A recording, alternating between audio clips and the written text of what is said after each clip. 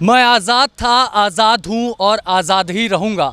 27 फरवरी 1931 ये वो ऐतिहासिक दिन है जब शहीद चंद्रशेखर आज़ाद ने अपने प्राणों का बलिदान इसी जगह पर दिया था।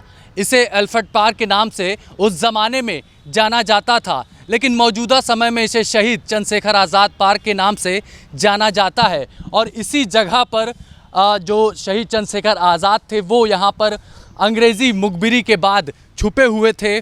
और यहाँ पर एक उस ज़माने में इमली का पेड़ हुआ करता था जिसके पीछे छुपकर वो अंग्रेज़ों पर हमला कर रहे थे। अंग्रेज़ी हुकूमत और तमाम अधिकारी इस एल्फ्रेड पार्क के चारों तरफ आ गए थे और चंद्रशेखर आज़ाद को घेर लिया था। चंद्रशेखर आज़ाद के पिस्टल में 32 बोर की जो थी उसमें 8 गोलियां रहती थीं, जिसमें 7 गोली जब उन्होंने अंग्रेज़ों पर ताबड़तोड़ तरीके से फायरिंग की और आखिरी गोली जब उनके पिस्टल में बची थी तब उन्होंने खुद को गोली मार लिया। लेकिन अंग्रेज़ी हुकूमत के सामने घुटने नहीं टेके। उसी पार्क की तस्वीरें हम आपको दिखा रहे हैं। यहाँ पर देखिए कि चंद्रशेखर आज़ाद की आपको एक बड़ी प्रतिमा भी नज़र आ रही होगी और साथ ही साथ हम आपको इसके ठीक पीछे दिखाना चाहते हैं कि यहाँ पर भारत माता की तस्वीर भी आप देख सकते हैं और यहाँ पर तमाम लोग पुष्प अर्पित करते हैं। लेकिन चंद्रशेखर आज़ाद की मूर्ति की बात की जाए तो यहाँ पर भी शहर से और देश भर से तमाम जो देशभक्त हैं वो आते हैं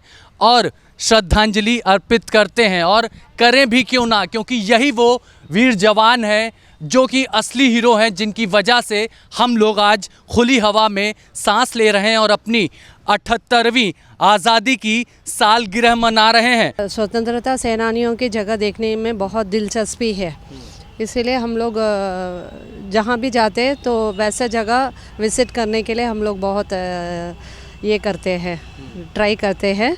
तो चंद्रशेखर आज़ाद जी हमारे देश के लिए उन्होंने अपना जान बलिदान कर दिया। किसी के बारे में भी ये नहीं किया, अपना सब क्या बोलते हैं शरीर, रक्त, प्राण या प्राणों की आहुति दे दी। तो हम लोग तो ज़िंदगी में आज स्वतंत्रता का ये श्वास ले रहे हैं तो इसका क्रेडिट सब स्वतंत्रता सेनानियों को जाता है। तो ये हम लोग ज़िंदगी भर इन लोगों के ये सैक्रिफाइस कभी भी भूलना नहीं चाहिए। मेरा सिर्फ एक ही मैसेज है, अब इस जनरेशन पे सब लोग फिल्म स्टार्स को हीरोज़ मानते हैं, लेकिन असली हीरोज़ इंडिया के लिए ये लोग हैं। और मेरा पर्सनल इंस्पिरेशन है खुदराम बोस। हाँ, देश के युवा जो हैं जो आते हैं फ़ोटोज़ क्लिक करवाते हैं, बस फ़ोटो क्लिक करवा के वो पिक्चर बना के इंस्टा पे डाल देते हैं, फेसबुक पे। ऐसा नहीं करें, वो आए उनको सम्मान दीजिए कि ये हमारे हीरो हैं। तो इन्होंने हमारा जो किया है उनको थोड़ा सम्मान दीजिए। अपने घर वालों को, छोटे बच्चों को बताइए कि इन्होंने जो किया है वो बहुत अच्छा किया है, उनको पढ़ाइए। सोशल मीडिया के चक्कर में इनको नहीं पढ़ा पा रहे हैं, बट ऐसा करना चाहिए। हमारे जो ये रियल हीरो हैं इनको तो हम ये मानते हैं अपने विचारधारा से कि अगर ये नहीं होते तो आज हम भी नहीं होते। लेकिन इन्हीं के बल पर, इन्हीं के बूते पर आज जो कुछ भी है इस देश का है, नौजवानों का है, हमारा है, आपका है, सब कुछ इनकी देन है। इन्हीं के बल पर आज हम लोग इतना विकास किए हैं, इतना आगे बढ़े हैं और भविष्य में भी बढ़ते रहेंगे इनसे प्रेरणा लेकर के। चांद पे चले गए, मंगल पे चले गए। जी हाँ, वही इशारा था हमारा। सब कुछ जो कुछ किए इन्हीं की प्रेरणा से किए। अगर ये कुछ नहीं किए होते तो शायद आज हमारा अस्तित्व तो नहीं रहता। हम अभी आज़ाद पार्क में बैठे हुए हैं और आज़ादी का पर्व है, स्वतंत्रता दिवस का। हम लोगों को हर्षोल्लास है। हम लोग हर वर्ष की भांति जो है इस बार भी स्वतंत्रता दिवस को मनाएंगे। और जो प्रेरणा हम लोगों को मिलती है चंद्रशेखर आज़ाद, भगत सिंह, राजगुरु सुखदेव से, उसी आज़ादी को प्रेरणा को लेके हम लोग हर साल इस त्यौहार को मनाते हैं। ये उस समय की घटना है जब चंद्रशेखर जी काफ़ी प्रसिद्ध हो चुके थे, लोगों में चर्चित थे। तो इनको जब अंग्रेज़ों ने यहाँ घेर लिया था तो पब्लिक विद्रोह कर सकती थी, लेकिन अंग्रेज़ों ने गलत प्रचार किया कि डाकुओं को घेर लिया गया है और लिहाजा उस चौराहे पे इंडियन प्रेस चौराहे पे और हिंदू हॉस्टल चौराहे पे पब्लिक को रोक दिया गया और इनको घेर लिया गया था। फायरिंग होने लगी। उस समय चंद्रशेखर आज़ाद चाहते तो वो भी भाग सकते थे, लेकिन उन्होंने ऐसा नहीं किया। इन्होंने अपने दो साथियों को निकाल दिया कि तुम लोग चले जाओ, अगर हम लोग सब लोग भागेंगे तो सब मारे जाएंगे, तो लिहाजा मैं पुलिस को रोकता हूँ और जो है आप लोग निकल जाइए। तो इसी रास्ते से वे लोग दो साथी इनके वहीं पेड़ के उसमें आड़ से उन्होंने फायरिंग करते हुए वो अंग्रेज़ों को रोक रखा और दो लोग इधर से निकल गए। जब अंतिम गोली बची, क्योंकि इन्होंने कहा था आज़ाद हूँ आज़ाद रहूँगा,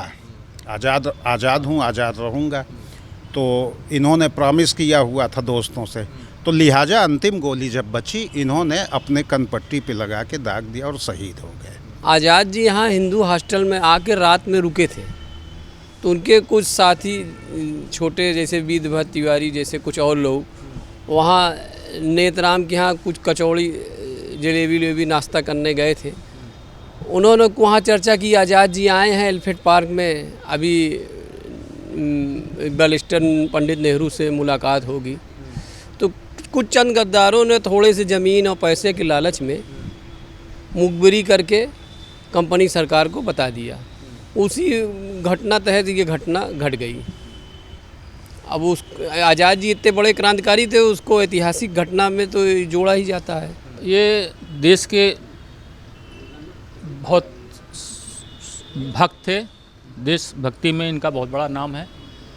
और चंद्रशेखर आज़ाद जी की मूर्ति जो है, चंद्रशेखर आज़ाद जी की मूर्ति ये कुछ ही दिनों में, अभी ज़्यादा दिन नहीं हुआ, जो भव्य लगाई गई है, बहुत अच्छा है।